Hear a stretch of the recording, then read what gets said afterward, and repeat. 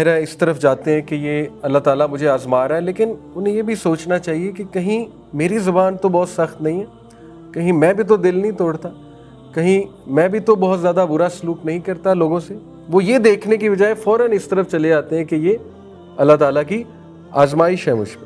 تو پہلے آپ یہ دیکھیں کہ یہ آپ کے کرتوت تو نہیں ہے جس کی وجہ سے اب آپ کا بھی دل توڑا جا رہا ہے، جس کی وجہ سے اب آپ کے ساتھ بھی سخت رویے اپنائے جا رہے ہیں۔ تو کچھ لوگوں کو سیلف اویئرنیس نہیں ہوتی اور وہ کبھی بھی اپنے آپ کو درست نہیں کرتے ہیں، اپنی زبان کا استعمال درست نہیں کرتے ہیں، اپنے سخت رویے درست نہیں کرتے ہیں، ٹھیک ہے نا۔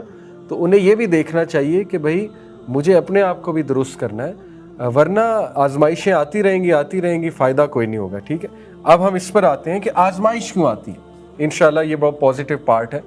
سب سے پہلے تو آبویسلی اس لیے آتی ہے کیونکہ اللہ نے کہا ہم تمہیں آزمائیں گے اور یہ دیکھیں گے تم میں سے احسن عمل کرنے والا کون ہے، بہترین عمل کرنے والا کون ہے۔ تو آزمائش ایک موقع ہوتا ہے تاکہ اللہ دیکھ لے کہ تم اپنے جوہر بہترین جو سائیڈ ہے وہ دکھاتے ہو کہ نہیں دکھاتے ہو۔ یہ پہلی ریزن ہے، ٹھیک ہے، کہ اپنی بیسٹ سائیڈ دکھاؤ جب آزمائش آئے۔ جیسے ایک حدیث ہے، ہمارے ایک دوست، ان کی بیٹی فوت ہوئی ابھی 19 سالہ، تو میں ان کے جنازے پہ جا کے ان کو حدیث سنائی کہ رسول اللہ صلی اللہ علیہ وسلم نے فرمایا کہ اللہ تعالیٰ فرشتوں سے پوچھتا ہے کہ جب میں نے اپنے بندے کی سب سے پیاری چیز اس سے لی، یعنی اس کی اولاد، تو تم نے اس کو کیسا پایا؟ تو فرشتے کہتے ہیں اے ہمارے رب، ہم نے اسے تیری حمد کرتے پایا۔ ہم سے مراد ہے الحمدللہ کہہ رہا تھا۔ تو اللہ کہتے ہیں اچھا جاؤ جنت میں ایک محل بناؤ اور اس کا نام رکھ دو بیت الحمد، یعنی حمد کا گھر، اور جب یہ جس دن مجھ سے ملے گا تو وہ اس محل میں انٹر ہوگا۔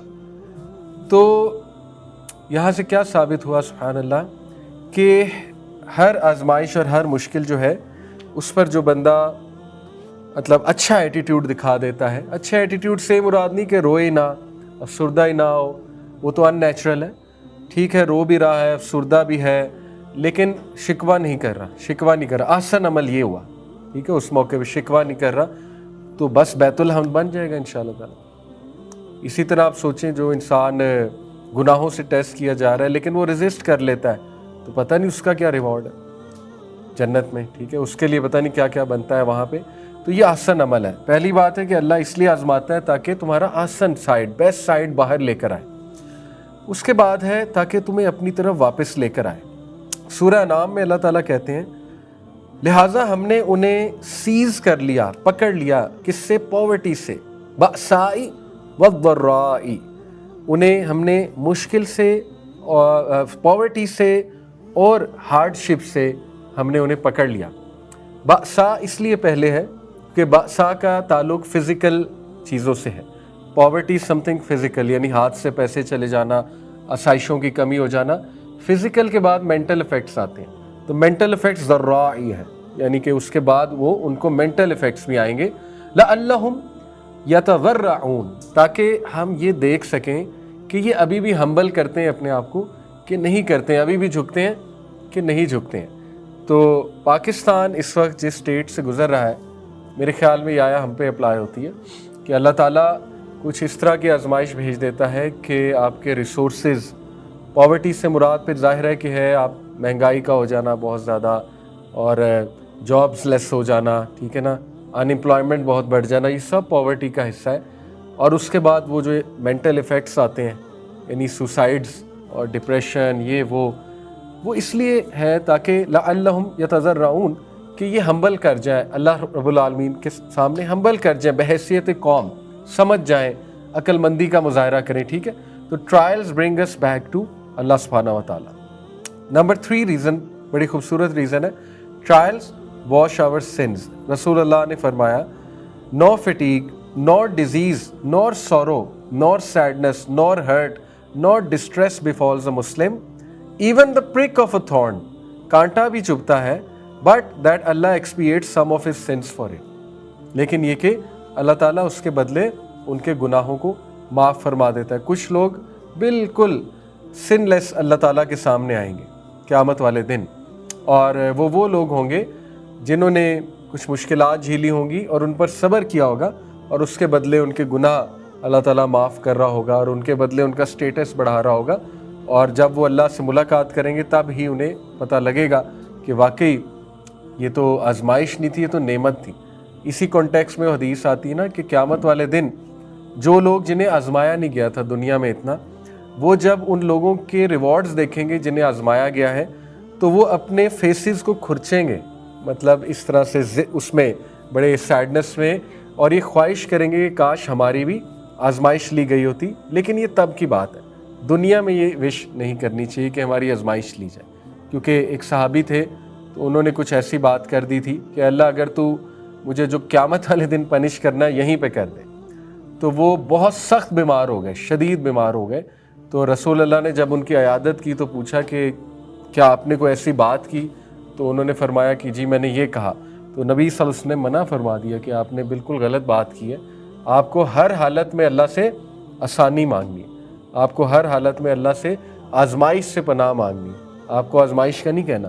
یہ تو قیامت والے دن کی بات ہے کہ وہ تب وش کریں گے کہ شاید ہمیں بھی آزمایا جاتا تو ہمیں بھی یہ والے ریوارڈز ملتے۔ تو یس، ٹرائلز واش اوے سے۔ اب دیکھیں ایک نوجوان جو ہے نا وہ ایون ڈپریشن کا مقابلہ کر رہا ہے، او سی ڈی کا مقابلہ کر رہا ہے، کسی بھی مینٹل النس کا مقابلہ کر رہا ہے، انشاءاللہ اس کے گناہ معاف ہو رہے ہیں۔ اس کو اس بات پر تسلی ہونی چاہیے کہ وہ مجاہدہ کر رہا ہے، یہ ایک جہاد ہے، اللہ تعالیٰ کو پتہ ہے وہ انسان سٹرگل کر رہا ہے، وہ بیچارہ جو ہے نا وہ ایک ٹیکنیکل ایشو سے گزر رہا ہے۔ O C D is a very technical kind of mental illness, تو وہ اللہ کو پتہ ہے اس کا کہ اس میرے بندے کو تکلیف ہوتی ہے بار بار چیزوں کو ریپیٹ کرنے میں، تو انشاءاللہ اللہ اس کو صحت بھی دے گا اور اللہ تعالیٰ اس کے گناہوں کو ضرور معاف فرمائے گا۔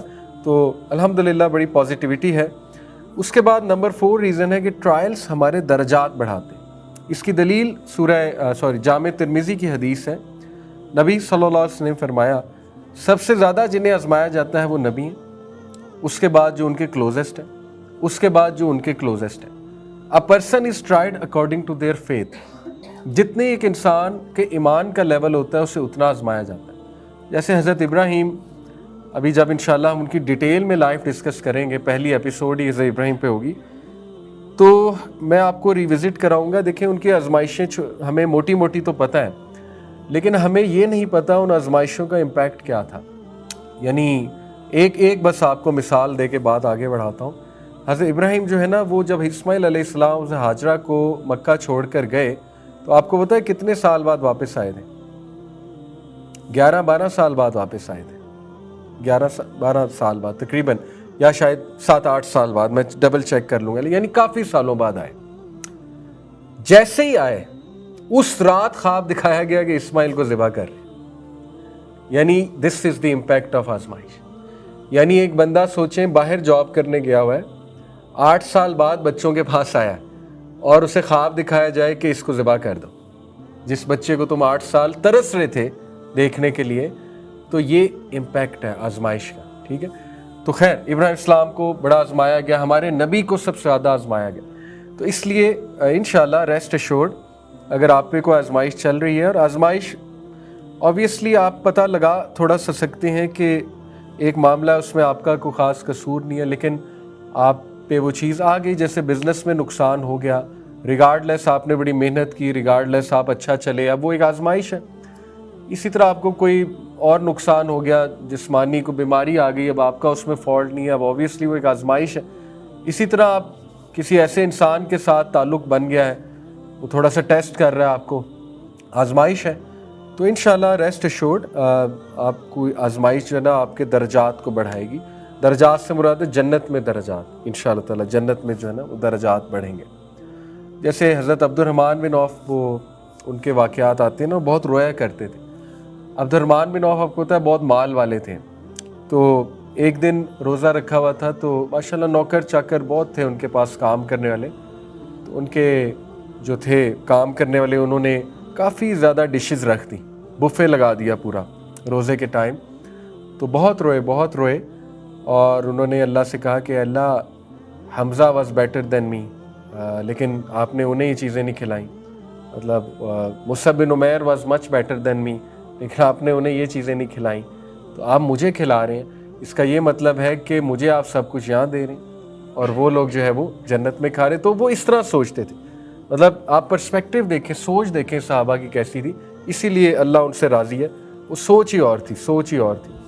تو یہ ہے کہ اس کے ریز ہوتے ہیں, رینکس ریز ہوتے ہیں. نمبر 5, اللہ تعالیٰ آپ سے محبت کرتا ہے اور آپ کے لیے اچھا چاہتا ہے. دیکھیں جس بندے اللہ جس کو پسند نہیں کرتا نا اس کو نہیں آزماتا. میں آپ کو صحیح بتا رہا ہوں. اس کو پھر اللہ کھلا چھوڑ دیتا ہے, جو مرضی کرتا جائے. یہ اس بات کا بھی جواب ہے. کچھ لوگ یہ سوال کرتے ہیں کہ جی آپ کہتے ہیں گناہ چھوڑ دو, آپ کہتے ہیں سود چھوڑ دو, آپ کہتے ہیں جی کہ کانسرٹ نہیں ہونے چاہیے, یہ نہیں ہونا چاہیے, اللہ تعالیٰ کا عذاب آتا ہے اور مشکلات آتی ہیں اکانومی پہ. ویسٹ میں تو کانسرٹس بھی ہوتے ہیں, ویسٹ میں تو جو ہے نا وہ ربا بھی ہے, سود بھی ہے, وہ تو ترقی پہ ترقی کر رہے ہیں. یہ دلیل دیتے ہیں نا لوگ کہ وہاں عذاب کیوں نہیں آتا اللہ کا. پہلی تو بات اللہ کے عذاب کی مختلف شکلیں, سوشل عذاب تو وہاں آیا ہوا ہے, ڈیورسز, بچے born out of wedlock, کیا نہیں ہو رہا وہاں. لیکن چلیں مان لیتے ہیں کہ وہاں پروگریس ہو رہی ہے. تو بھائی سیدھی سی بات ہے, اللہ تعالیٰ جب کسی سے ناراض ہو جاتا ہے تو پھر نہیں کھینچتا انہیں. سیدھی سی بات ہے, ٹھیک, کھینچتا ہی انہیں اللہ جو اللہ کو پسند ہے, اللہ جن کو درست کرنا چاہتا ہے, جس کو اللہ نے تباہ کرنا ہے. یہ تو قرآن میں ہے. اس کو ڈھیل دیتا ہے, اس کے بعد پھر پکڑتا ہے. اللہ تعالیٰ بہتر سمجھتے ہیں کیسے کس ساتھ کیسے ڈیل کرنا ہے. تو جب اللہ آپ کو پسند کر لیتا ہے, اللہ کو آپ کی کوئی بات پسند آ جاتی ہے, پھر اللہ تعالیٰ آپ پہ ٹیسٹ بھیجتا ہے. اور جو انسان ٹیسٹ اور ٹرائل سے گزرا ہوتا ہے نا, ویسے تو اللہ سے آسانی مانگنی چاہیے, لیکن جو گزرا ہوتا ہے اس سے آپ کبھی سوال کریں نا کہ اگر آپ کو چوائس ملے کہ آپ واپس جا سکیں, ایک ایسے پوائنٹ سے سٹارٹ کر سکیں جہاں یہ آزمائشیں آپ کو نہ آئیں, تو میں نے تو آج تک کوئی نہیں دیکھا جو یہ کہے کہ ہاں میں اس پوائنٹ پہ جانا چاہوں گا.